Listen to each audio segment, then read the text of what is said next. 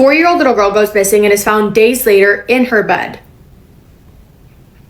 That being said, here's my usual warning. This video does include a child, a 4-year-old little girl. If you think that listening to this is going to harm your mental health in any way, please skip this video and I will see you in my next one. Take care of yourselves. I mean it. I love you. I want to start covering more cases in Mexico because there are a heartbreaking amount and many of them remain unsolved to this day. So we're going to start talking about those in the upcoming weeks. Today we are talking about Paulette. I would personally pronounce her last name Guebrara. I'm not sure if I'm saying it wrong. Correct me if I am. Paulette was a 4-year-old little girl. She was the baby of the family. She had an older sister and they were born to parents Lisette and Mauricio. The family lived about 1 hour away from Mexico City. Paulette was as precious as she looked. She's a cute little angel baby girl. She was a preemie. She was born at only 25 weeks old, and when she was born, she weighed only 1.7 pounds. So small, and because of that and complications that her mom had during her pregnancy, from the moment that Paulette was born, she suffered from developmental disabilities. She struggled with motor skills and language deficiencies. Doctors were worried that she wouldn't even be able to walk on her own, and while she was growing up, her parents did everything they could, getting physical therapy, medical help, doing everything that they could afford to do. That being said, they were a pretty well-off family. They were doing well financially, so they were able to do everything they could to give Paulette the best life that she could have. At 4 years old, little Paulette was unable to form complete sentences. Her speech was unfortunately not as advanced as it should have been at 4 years old. And the family had 2 live-in nannies, sisters Erica and Martha, which is a common thing in Mexico to have nannies that live with you. But they were mostly hired on top of their usual housekeepers to help with the care of Paulette. Overall, a pretty happy, successful family from the outside looking in, but as we know, everything is not what it seems behind closed doors. In March of 2012,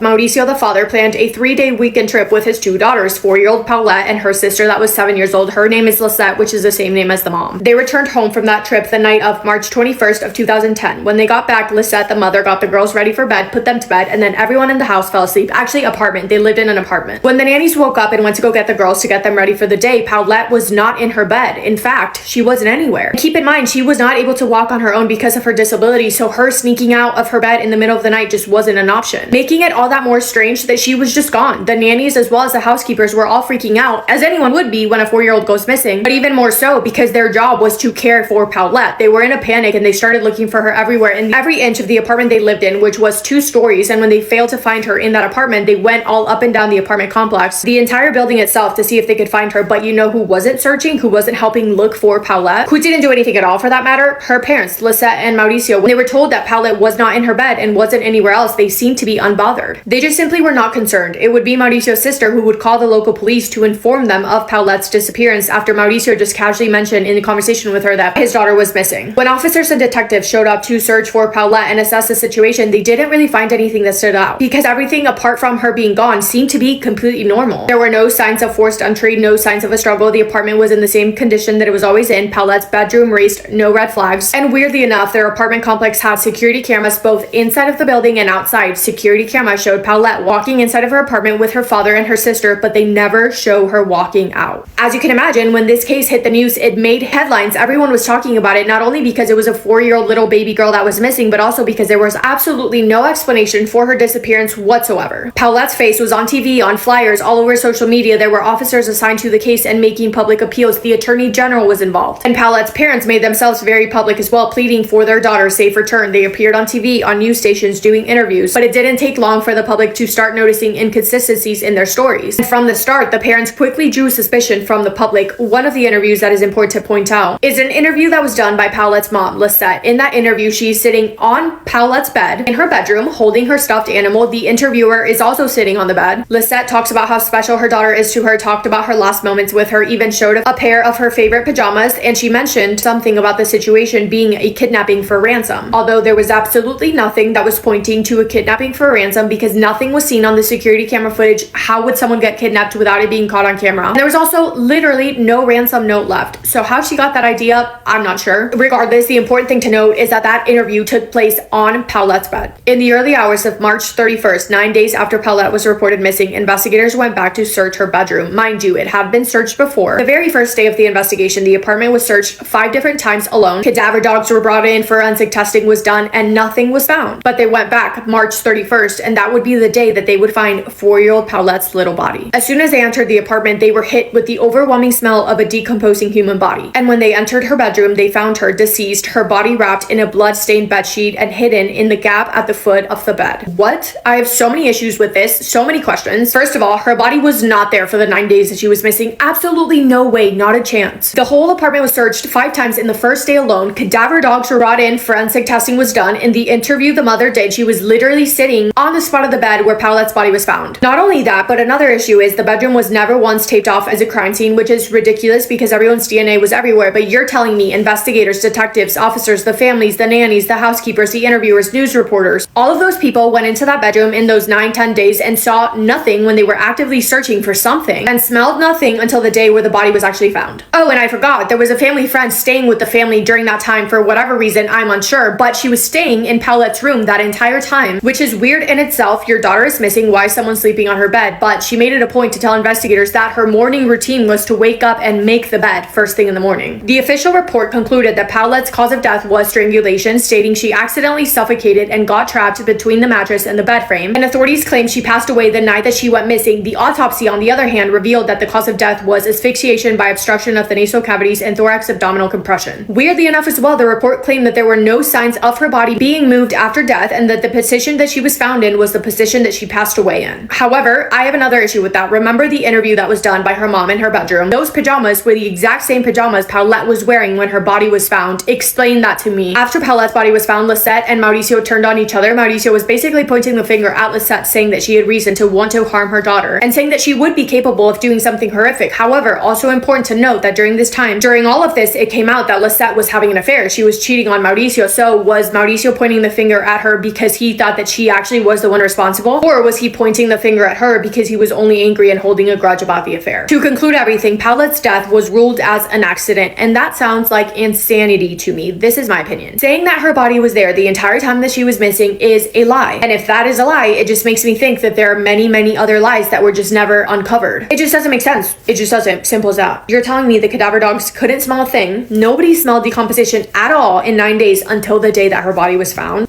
Yeah, no. That is all I have for today's video. Thank you for spending time with me today and for listening to Paulette's story. If you have any case recommendations from Mexico, message me on Instagram because I want to do a lot of Mexico ones, but ones that you guys actually want to see. And yeah, I hope you guys are having the best day. If not, go do something to make it the best day, make somebody happy, and I will see you in my next video. Massive kiss on the forehead to every single one of you. Actually, 2 kisses. I'm feeling crazy. Love you.